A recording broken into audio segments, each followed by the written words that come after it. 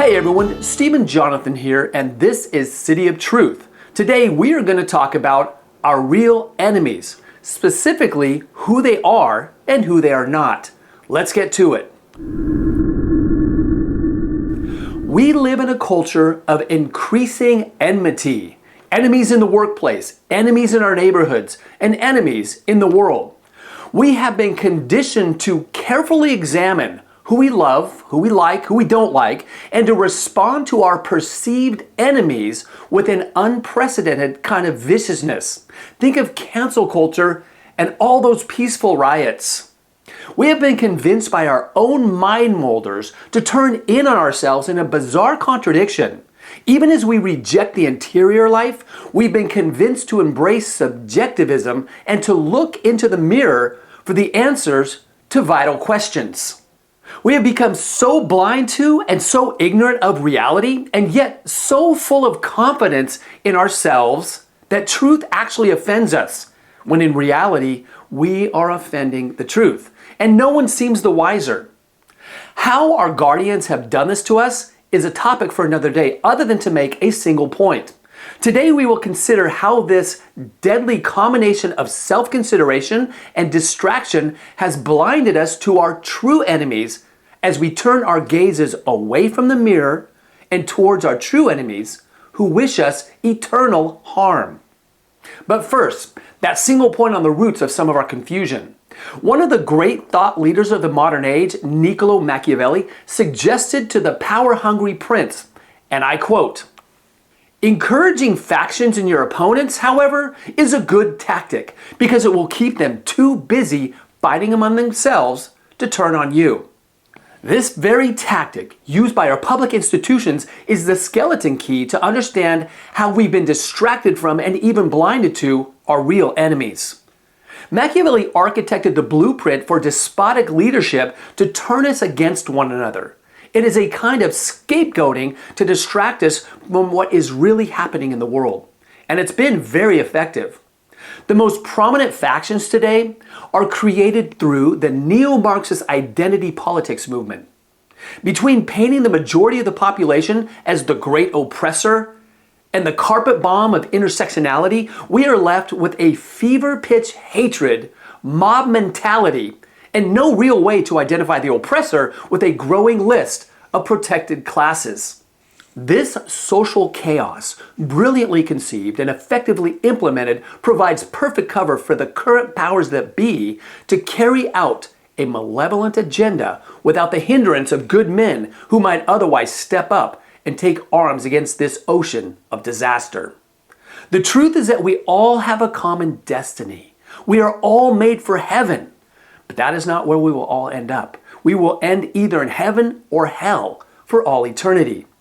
Our true friends want to see us in heaven, and our true enemies want to see us end in hell. That Machiavelli quote was great advice for the Prince of Darkness, and he and his minions follow it perfectly. We've been turned against neighbor and country so effectively that we've lost sight of our real enemies. Well, here they are. Our first great enemy is the Great Divider himself, the true enemy of God and all his saints. He was first called Lucifer because he was once the brightest angel, and he fell from grace with a single line, "I will not serve." Satan and his minions are like lions prowling around the world seeking souls to devour. If we could see them, they would blot out the sun. There are many reasons why identifying this enemy is so difficult in this age. First of all, it's one of the devil's great tricks to convince the world that he doesn't exist. Even the satanic temple denies the existence of Satan. And besides, we live in a materialist world that rejects all spiritual and immaterial realities. It is a profound reality that we must recover the intellectual and moral virtues to see this enemy for who he is. Eternity hangs in the balance. Our second most formidable enemy is the world. In 1 John chapter 5, verse 19, we learn, "We know that we are of God, and the whole world is in the power of the evil one." The world is a liar. Lucifer is the prince of this world, and it is precisely his influence on our corrupted public institutions that reflect his evil leadership. Think of our schools and universities, of our politicians, of our courts, of our media outlets, of our medical profession, of our modern psychology. Think of the spirit of revolution and war that blankets the globe, and much more. Our public institutions, meant for the common good, have become institutions of death and destruction. Intellectual, moral, and material. Even the green agenda, which purports to save the planet, is hateful, destructive, and malevolent. It would be nearly impossible to name a public institution that is not hateful of truth, goodness, and beauty. Even modern art is about the cult of the ugly. The world is a liar and a great enemy we must come to identify clearly. If we listen to the world, we will be destroyed along with it. So we must never lose sight that the world and its ways are our enemy. Let's have a look at our last true enemy.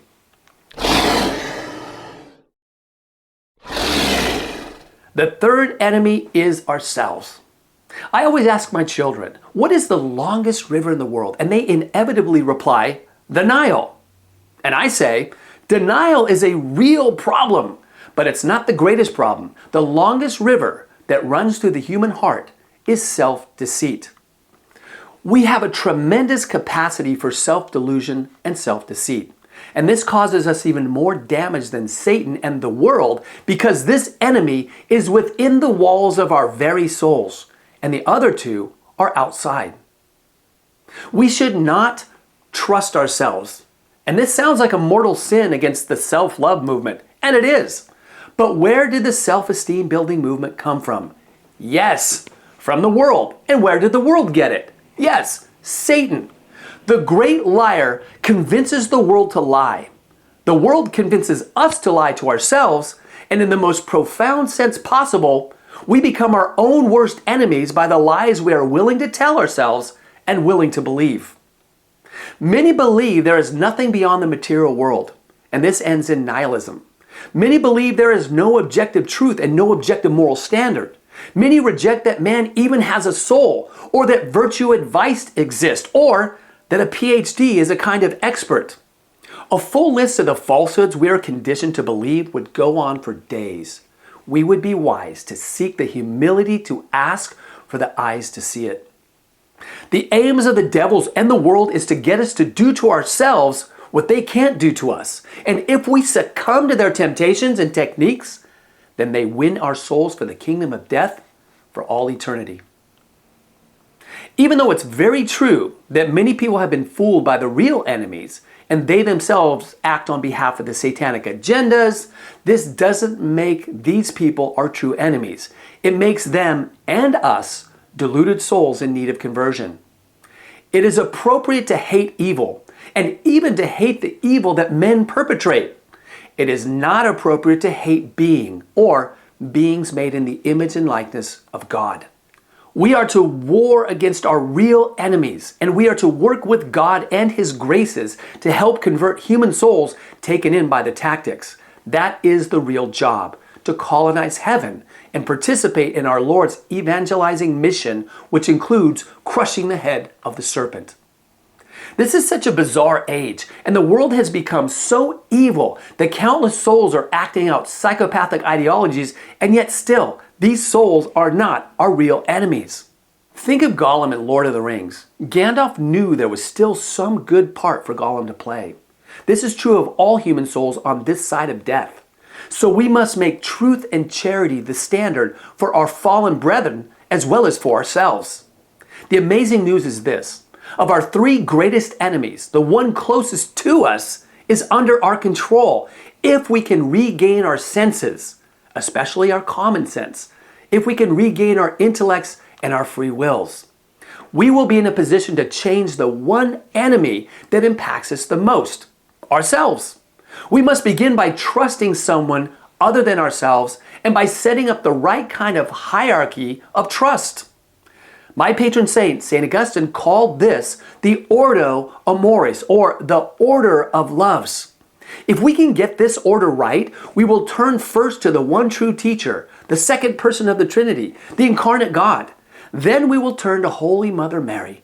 After that, the apostles, then the church fathers and doctors, then the saints, and then the great philosophers. After that, we will have to become very discerning. If we can identify our true enemies, we will discover that we are to go to war in the spiritual combat against the powers and principalities, the world and our fallen selves, in defense of truth and the image and likeness of God wherever it's found. To begin fighting our true enemies, we ought to get our hands on Lorenzo Scupoli's invaluable book, The Spiritual Combat. So let's throw away our enemy and frenemy lists. Let's abandon nihilism and identity politics. Let us stop raging against the false enemies, and let's put on the mind of Christ, pick up the sword of truth, and turn our combat defenses against our true enemies, the devil, the world, and our fallen selves. God's will be done.